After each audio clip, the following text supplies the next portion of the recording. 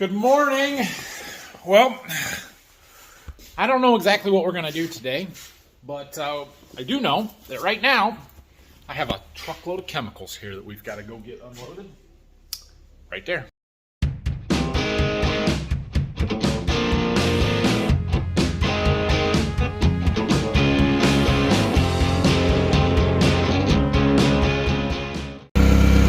Correction, 2 truckloads of chemicals today. Well, that's a pretty good start on getting our chemicals. So we just got a little bit of some boxes over there. That boxes are Fusilade. That's a grass herbicide, or a grass killing herbicide that we use to control volunteer corn and our soybeans. This one is Borisol. That's a boron, it's a micronutrient. I use it in my starter and on our corn and soybeans, even foliarly.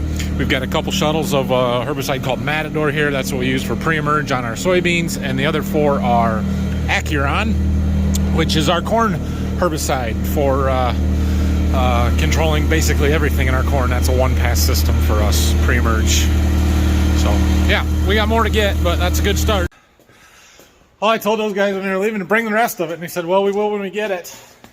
Which is not real comforting, but it is what it is. It's still early. Usually we don't bring chemicals in quite this early. It's usually sometime in March when we take delivery of most of our stuff. But as I've talked about a little bit, the chemical world and situation right now is, I don't know what the right word is, tumultuous, I don't know, but things are expensive and the supply is extremely tight on a lot of this stuff. And so when we ordered stuff a few weeks ago, we told them, bring it. As soon as you get it, bring it. We want it in our barn, in our possession, because once we have it, we have it. They can't take it back. So, like I said, that's a good start, but there's a fair amount more stuff that we need. We didn't get any of our insecticide, our fungicides, our post-emerge bean product, the wheat chemicals. So there's more to come. All right, so I should work on this tractor some today, and we might do a little bit of washing on it. I don't know.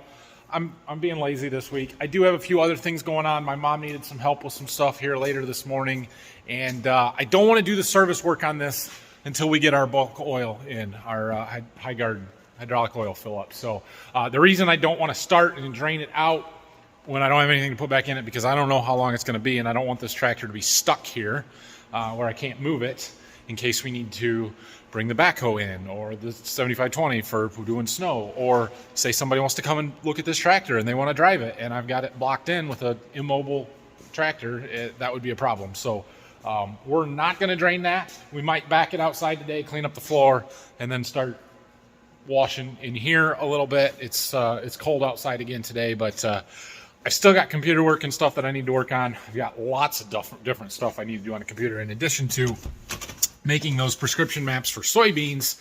I need to do them for corn, for our corn starter, for our anhydrous. I need to do them for, that's all the prescription maps. But I've also got some planning stuff that I need to do on what products and fields and how to treat some different things and all of that. I have, in the past, made up a really nice spreadsheet that ranks my fields, so I can put in our average yields for the year, and then the average, or the yield for each individual field, and it will kind of separate them out based on how well they performed in any given year, and then add them up over the course of all of the year's data that we have to kind of give me an idea of which fields are more productive. Not that I don't know that stuff anyway, but I lost that spreadsheet when I had a hard drive go bad on my computer about 2 or 3 years ago, and I haven't rebuilt and updated it yet, and I would really like to do that. So that's something else I might work on today, but we'll see. Oh, I've gone down a rabbit hole. I built a few scripts, worked on that for a while, then I decided to work on my ranking sheet. So this is the old sheet that I have, what's left of it. It is up to date through 2015, and I lost the updated version from that. That was the last good backup I had that wasn't on the hard drive I lost. But I have decided to just completely rebuild that because I can do a much better job now, and I can do it in Google Sheets where I won't ever lose it on a hard drive and I can access it from anywhere. So I'm starting over. I've got 4 years of data in there. This one's going to take a little while. I will explain all of this to you later and what the colors and numbers and everything mean, but I can do some really cool stuff with that, which helps me out with some field comparison stuff. So anyway, it's lunchtime. I'm going to go see if my mom, she needed me to run and get some furniture or something for her. See if she wants to do that now and go get lunch, and we'll come back and keep working this afternoon. Saw the UPS truck come by a little bit ago. I got a package from John Deere. Except,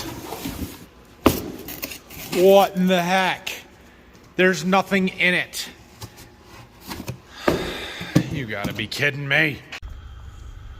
Oh, getting a fuel delivery today. Same supplier as our old oil supplier, so that's good at least. You know what's super frustrating? When you call a company, sit on hold for a half an hour, but I got nothing better to do than put my earbuds in and be on hold while I'm working on the computer, so I'll do it, whatever. Then you get to a real person, you talk to them for a few minutes and tell them what your problem is, and then they start asking you dumb questions, so you get irritated because they ask dumb questions, and you're like, no, I already told you this, and then they're like, okay, I'm just trying to get information, can I put you on hold? Sure, put me on hold. Then they leave you on hold for 5 minutes and realize that you're not just going to hang up, so they hang up on you. Super awesome. Thanks, people that work for Delta Faucet Company. You're fantastic. The plumbers installed the faucets on our countertops a couple of days ago, or maybe last week. While they were there today, turned on all the water, we're testing everything. One of the faucets had a leak. There was a crack in the hose that runs from the two on-off handles, hot and cold handles, up to the spout. There's a crack in. Okay. Got a 10-year warranty at least, or maybe it's lifetime warranty. I don't know, whatever. I called them up thinking maybe they'd send me this thing, and apparently not, because they just hung up on me. I'm not very happy about that. Well, I've been working on this spreadsheet some more this afternoon. I'm up to 2016 and getting that stuff in, pulling data from the My John Deere Center over there, and yeah, it's going all right, but this spreadsheet I can do a lot with. I still got a lot to build out yet, so I'm going to wait until I get it done to kind of explain it a little bit more to you. I did submit a claim to UPS for the emptied box that they gave me, so we'll see if I hear anything back from them. The Delta people didn't call me back or anything, so I suppose I get to go through that process again, or maybe try and email them. I don't know. Whatever. What else did I have to do? Something. There was something else that I had to take care of this afternoon. Anyway, I know I'm not covering a lot of ground and getting a whole lot accomplished and just talking a lot in this video, but that's okay. It is what it is. Last weekend, I did a live stream, and on that live stream, somebody was asking me about government programs and stuff, and we got on a tangent somehow. And I didn't want to really get into it then, but I said, remind me in a video, in one of my comments, to talk about something stupid that the government does. Imagine that. And somebody reminded me today. So we're going to talk about this. So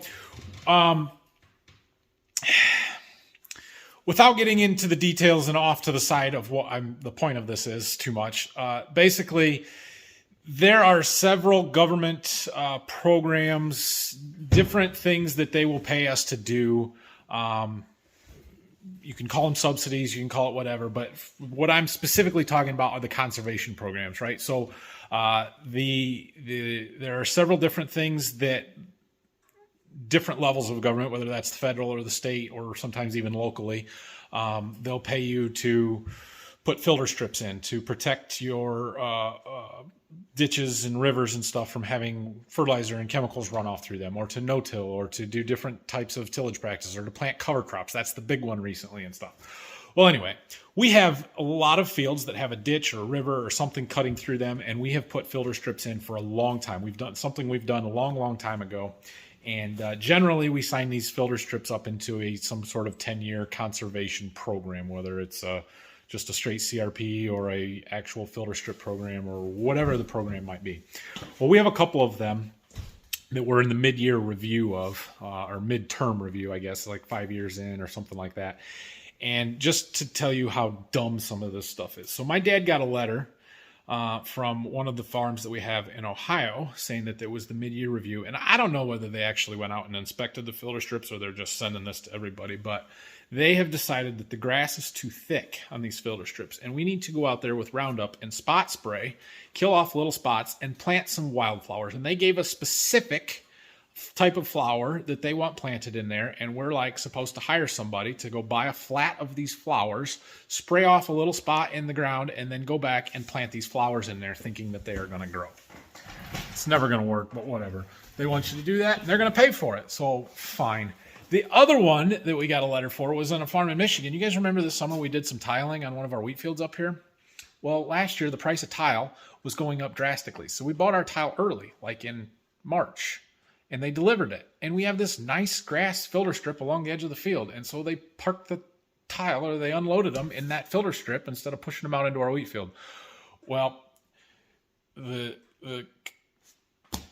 government people, whoever they are, they saw that on a satellite image, and they didn't like the tile sitting there. They said, we're not allowed to put anything on those filter strips, and that we should have put it in our field. And that is also ridiculous. So I don't know what they expect to do about that, if it was just a warning or what, but it is things like that that make us say, forget it, we aren't going to sign these back up. We'll still have the filter strips. We'll still do stuff. We're just going to not play by their rules because they have dumb rules like that and stuff. So anyway, somebody wanted to hear about that story, and I told you I would tell you about it. So there you go. All right. Well, the boys came. Everybody came to check out the house and the progress. Can you say hi? Hi. Hi. He asked me if the 9R is broke. I said, no, we're just working on it, changing oil and doing the maintenance, huh?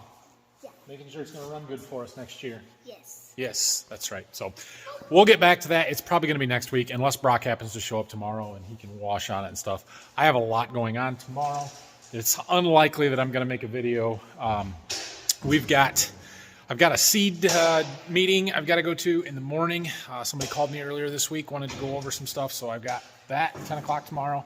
I've got somebody coming to measure for shower door stuff, glass stuff at the house tomorrow early afternoon. I've got somebody coming to look at that tractor tomorrow afternoon. And then tomorrow evening, my wife and the kids, are heading to Cleveland to my sister and brother-in-law's. So I'm going to be busy. I'm not going to have time to work on this. If Brock's here, he can work on it and make a video for us, but I don't know if he's coming tomorrow or not. So thanks for watching today. I know this one was different. It felt really boring. There's a reason that ag YouTubers don't film their shop or office work, because it's boring. But once I get that spreadsheet built out, I'll explain a little bit more. I think you guys will enjoy it and kind of the information that I have in there. I know some of you really like that. So anyway, have a great weekend if I don't see you again. Thanks for watching. Like and subscribe. See you later.